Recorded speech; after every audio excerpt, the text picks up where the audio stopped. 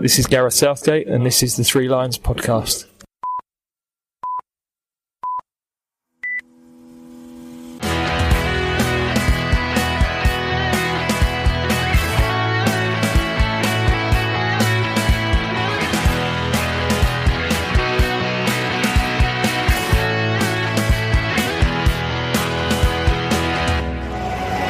Here we go. Welcome into St James's Park, home of Newcastle United. England tonight here face Bosnia and Herzegovina for the first time. First time these two teams have met.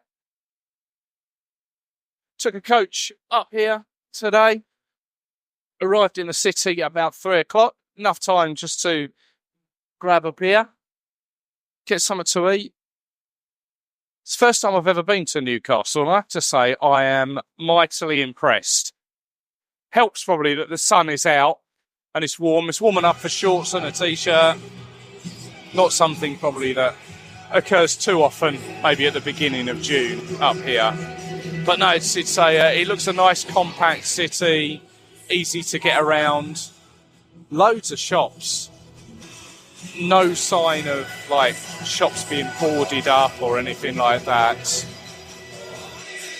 I took a wander down to the quayside, saw the famous Tyne Bridge. Right, we down are there. down to kick off here in the North East. Newcastle that way morning. We have the Three Lions here. And then the stadium is slap bang centre in the middle of the city. It sort of stands high and proud amongst all the buildings around. And you get inside, and it really is a fantastic ground. I'm currently sat, what am I, 1, 2, 3, 4 rows behind the goal at the Gallagate end. I'm looking towards the famous sort of stand that is so high up. I can see people sort of making their way up the steps, right to the very back seats of the stand there. I've got the stand on the right-hand side with Newcastle United written high up above it. They've already laid out a load of plastic bags, basically, over the steps in a St George's Cross fashion that's going to be held up as the team come out. It's an interesting team that he's started with. Running through it, Pickford in goal, who's just warming up in front of me here. Trippier, captain, as was announced the other day.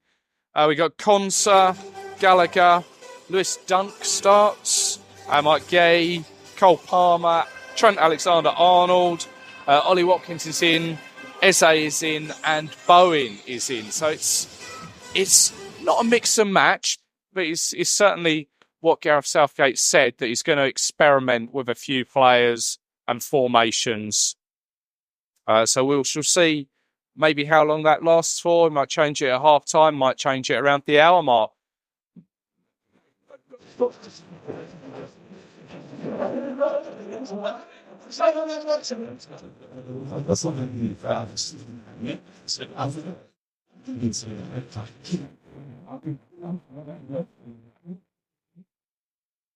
Half time, 0-0.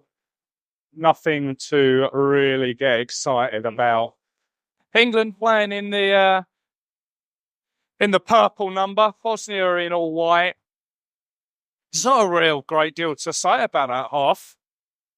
Eze's had a couple of lively opportunities. Cole Palmer looked good, but no one really made a massive case in that first 45 minutes, in my opinion. Bosnia looked marginally dangerous, I think. Couple of opportunities, but a lot of their players were rolling around on the floor at times. Atmosphere-wise, though, I mean, this is why it's good to see England on the road. Early in the first half, there's a lot of England songs going. Much more than you get like the feeling at Wembley. It's just so much better when England are on the road. There's a few flags dotted around. Someone's been very brave and put a Sunderland flag over there. There's a Sheffield Wednesday one.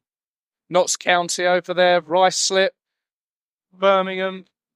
Wolves. Of course, there's plenty of Newcastle shirts around. Newcastle flags too. Jill Scott, Joe Cole make their way in front of us to their TV podium. But I know these games, they're very about not picking up injuries. This almost got that feel of either the Austria games and the Romania games from the Euros last time around. Let's see what the second half brings. Whether it'll make some changes, we'll wait and see. But there was an incident in the penalty box there. Referee has gone over to the monitor, VAR. What's he going to come back with? Here he comes. Whistle. VAR.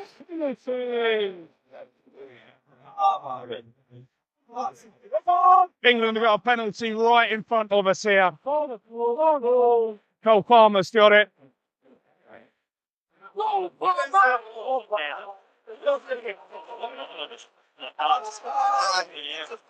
Flags are being held up, phones are being held up, trying to capture it. Referee blows his whistle. Here he goes. 1-0 England, Palmer. Surrounded by everyone. Lewis Dunk there, Conor Gallagher. Kieran Trippier shakes his hand. So pretty much all changed when the substitutions changed. Whole raft of subs that came on and off. And England ran out 3-0 winners. Trent Alexander-Arnold with a goal. Harry Kane with a one right at the very end. And it ends up being a good send-off from the northeast. Well, it's 4:30 in the morning. Made it back to sunny Hertfordshire. I say sunny. The sun has come up. Birds are tweeting. A couple of hours sleep and I'll be back to work. But there we go. The first warm-up game is out the way. A 3-0 victory over Bosnia. I'd say it wasn't the best performance, especially that first half. It took the substitutions to kick things into gear, and that's kind of interesting. But that's what these games are about, really, isn't it? It's just trying out little things. Perhaps we expect a little bit too much. I don't know. On to Friday night at Iceland we go. Must also say thank you to Paul Dennis for arranging the coach. There was 15, 16 of us on there, all heading back down south.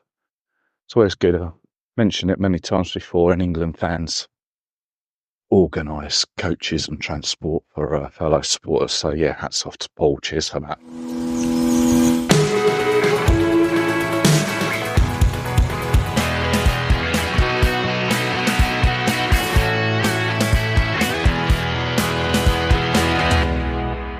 So here we are, Friday. England against Iceland at Wembley. I knocked work on the head a little bit earlier. I'm going to make my way down there. I think I've almost recovered from Newcastle on Monday. I think I've got all my sleep back by now. God, I think I got two hours by the time I actually got to do the school run. Yeah, shattered. But that, I might as well get used to it. I'm going to have a few of those over the next few weeks, back and forth to Germany. Euro 2024 starts, well, almost a week. That's a week tomorrow, isn't it? The first game, Germany against Scotland. And then on the Sunday, we open our campaign, that game against Serbia in Gelsenkirchen. Now, yesterday, it all kicked off. Kicked off with regards to the squad. Those 33 players were finally whittled down to 26. I don't think anyone really saw it coming so early, to be honest. I know that there's the deadline. Deadline is actually, I think, 11 p.m. tonight after the Iceland game. But Gareth decided to make the changes yesterday, and throughout the day, they all sort of dripped through. Now, I'll update you with all of those in a bit. But first, yeah, let's make our way to to Wembley and for the game against Iceland. But just to sort of update you, as I normally do with the podcast, the preview episode where I take a look and speak with our sort of opponents, fans of our opponents, that is pretty much all done and recorded. Just got a final couple of touches of editing to do. Probably, I reckon, well, it's going to be with you before the tournament starts. I can tell you now that I have spoken with a Serbian, I've spoken with a Danish fan and a Slovenian fan. They're all genuine fans. They are all have tickets to follow their team at the Euros. So looking forward to sharing that with you. Make sure you subscribe and you'll be the first to hear about it. But right now, I've got a train to catch. Oh, Wembley, please welcome the teams, Iceland and England! This evening, Aaron Ramsdale, wearing 2, Kyle Walker, number 3, Kieran Trippier, wearing 4, Declan Rice, number 5, Tom Stones, wearing 6, Mark Gay, number 7, Paul Palmer, wearing 8, Bobby Maiden, your captain,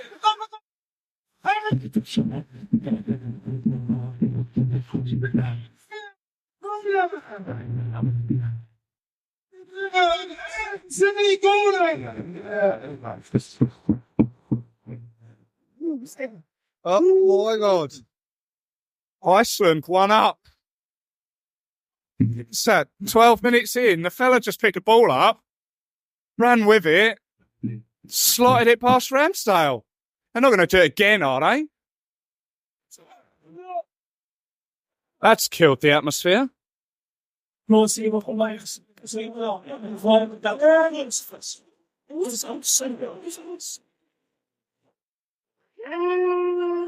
Softly! It should be sacked! Sounds more England nil, like Iceland. Wow. I'm not a betting man. I would imagine that was quite a, unexpected half-time result. Wow. I bet they're jumping in Reykjavik. I bet they've got a big screen up at the Blue Lagoon. Jumping all over the place. First 10 minutes, I thought we were all right. I thought first 10 minutes we had some opportunities and showed some impetus. And then 12 minutes in, turned inside out by their player. John Stones and Kyle Walker, turned inside out, and he's slotted it past Aaron Ramsdale. I imagine they're going to put it up on the big screen in a minute. But from then on, we've just shown absolutely nothing in what probably far Pickford and Bellingham would be our starting 11, our strongest 11. I know the players, much like the Newcastle game, they don't want to get injured and that sort of thing, but there's been no impetus to even test their keeper. We've been static. Yeah, this wasn't expected, this one, especially not at half time. Things are going to have to change in the second half. On about 35 minutes, a lot of people started going to the bar. Shows the level of apathy shown. Yeah, things have got to change in the second half. So 5 minutes of injury time. Probably had 3 of them so far, 2-3 of them. People are filing out. People aren't happy. This hasn't been a good performance by any stretch of the imagination, regardless of whether it's a friendly.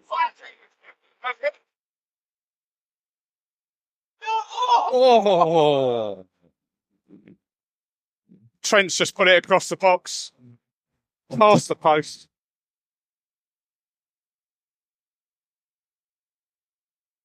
If this wasn't before a major tournament, this would be laughable. I wonder if Bjork's watching this. It is just so quiet. Can you blame Southgate for this? I'm not sure you can, as much as many people will want to. But the players just haven't turned up. The players haven't looked bothered. The players haven't looked... The amount of players that he's changed...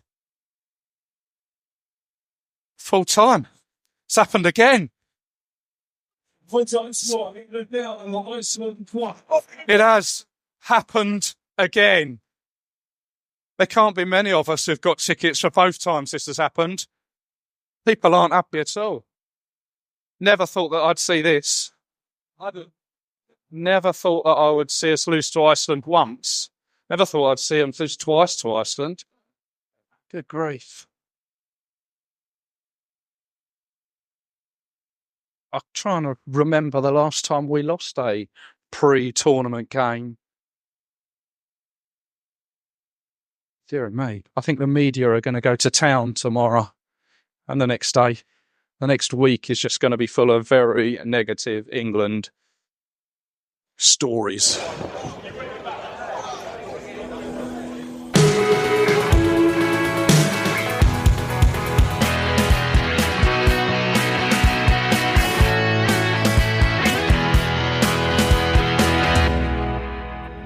That was Wembley last night. Oh dear. I'm wondering, are the warning signs there? Go back to March, defeat to Brazil, the last-minute draw with Belgium, average performance against Bosnia, and now Iceland. Is there a good spin to be put on this? Can you think of one? Expectations may have been lowered overnight. Were we getting carried away anyway? I don't know. Anyway, let's take a look at that squad. 33 were originally announced on the 21st of May. That had to be reduced to 26 by the 7th of June.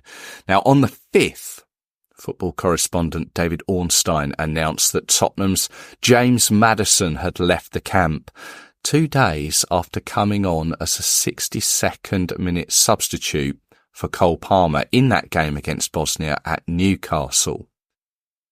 Much like the way some squads or particular players are being leaked before Gareth announced them, I'm not quite sure I like the way that this happens, that we get leaks like this.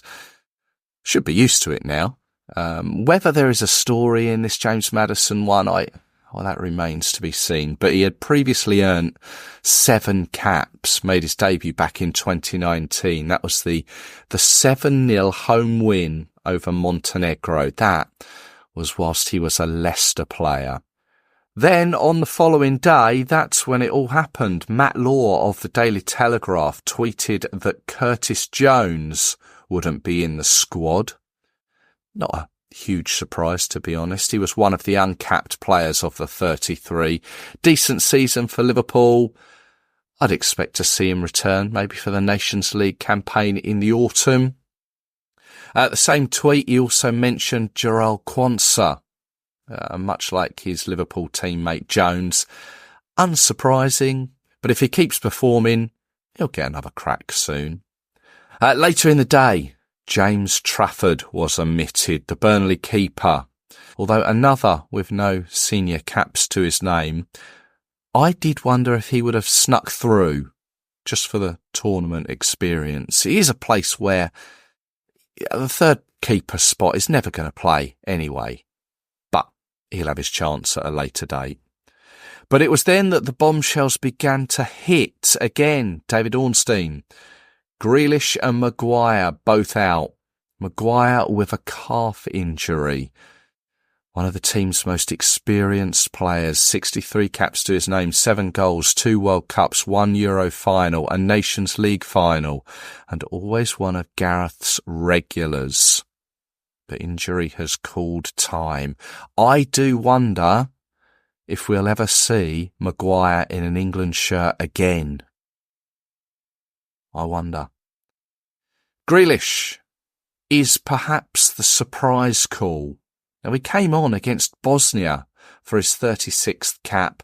Many will say he's a frustrating player, yet he's a hugely talented player, £100 million worth of player, Premier League winner, Champions League winner, but he's not a Euro 2024 player. Big call, that one from Gareth. And to be honest, these are the big calls that we've been asking him to make. He's not played it safe, has he? Then finally, Jarrad Branthwaite, the Everton centre-half. He made his debut against Bosnia. Well, he also didn't make it. And when you consider that Maguire had been left out earlier in the day, this one maybe became a bit of a head-scratcher. But again, maybe another for the autumn and the Nations League. But it is worth noting that both Jarell Quansah and James Trafford have decided to remain with the squad and were both on the bench for the game against Iceland. So, let's go through the final 26. Goalkeepers, 3 of them. Dean Henderson, Jordan Pickford, Aaron Ramsdale.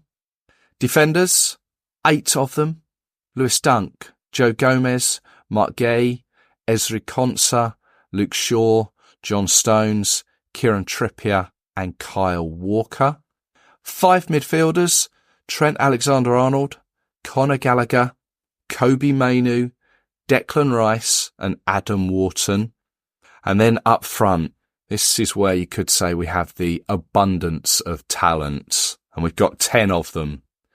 Jude Bellingham, Jared Bowen, Eberichi Eze, Phil Foden, Anthony Gordon, Harry Kane, Cole Palmer, Bukayo Saka, Ivan Toney and Ollie Watkins. There are goals there, but I fear that there are goals that will go against us. So just running through the squad, there are 4 from Crystal Palace, which I don't think anyone saw coming. 3 from Arsenal and Manchester City, 2 from Chelsea, Liverpool, Aston Villa, Newcastle and Manchester United, 1 from Everton, 1 from Real Madrid, 1 from Bayern Munich, 1 from Brighton, 1 from West Ham and 1 from Brentford. It is a squad with an average age of 25.9 and has 109 goals across it. Interesting facts for you. There are 2 players within the squad that were picked and played in Gareth's first ever game in charge. Back in 2016, it was a game at home to Malta on the 8th of October. Those 2 were Kyle Walker and John Stones. So what's my take on the squad? Well, I think I've already made it clear that the defence is my problem.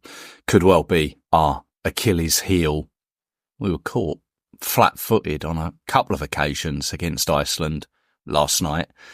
And I mentioned John Stones there. He went off with a slight knock. Hopefully nothing there, but it does bring concerns.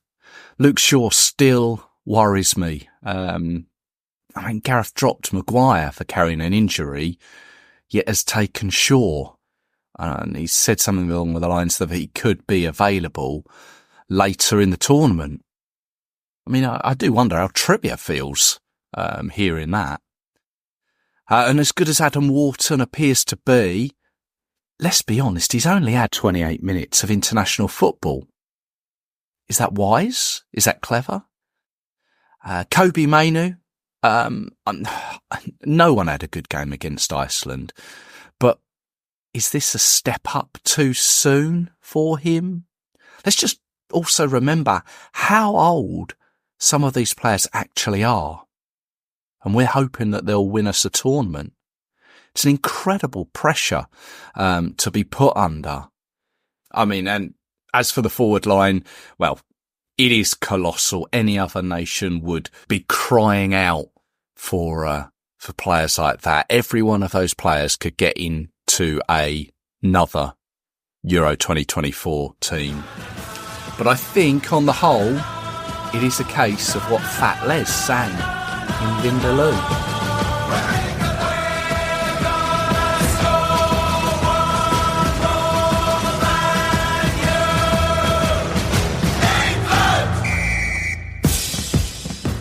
There we go. Thank you for listening. Always appreciated. Let's not get too downbeat just yet. There is a full summer of tournament football and it is just a week or so away. I'll be with you once again very soon for the preview episode. So make sure you subscribe and you won't miss it. So until then, take care of yourselves. Cheers.